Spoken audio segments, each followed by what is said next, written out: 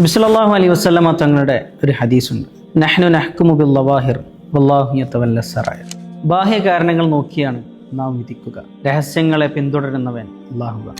മറ്റുള്ളവരുടെ കുറ്റങ്ങളും കുറവുകളും ചൂഴ്ന്നന്വേഷിച്ചുകൊണ്ട് ജനങ്ങൾക്ക് മുമ്പിൽ പാടി പറഞ്ഞു നടക്കുന്നതും അവരെ ജനങ്ങൾക്ക് മുമ്പിൽ മോശമായി ചിത്രീകരിക്കുന്നതും ഒരിക്കലും വിശ്വാസിക്ക് യോജിച്ച സ്വഭാവമല്ല. കുറ്റങ്ങളിൽ നിന്നും കുറവുകളിൽ നിന്നും നാം ആരും മുക്തരല്ല.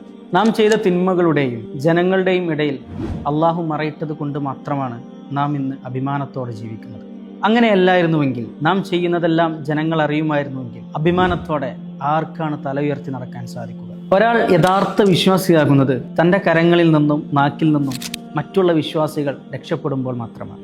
അനാവശ്യമായി മറ്റുള്ളവരുടെ സ്വകാര്യ ജീവിതത്തിൽ ഇടപെടുന്നതും അവരുടെ കുറ്റങ്ങളും കുറവുകളും ചൂഴ്ന്നന്വേഷിക്കുന്നതും അവസാനിപ്പിച്ചുകൊണ്ട് നല്ല കണ്ണുകളോടെ നല്ല മനസ്സോടെ ജനങ്ങളെ നോക്കിക്കാണാൻ നാം ശ്രമിക്കണം.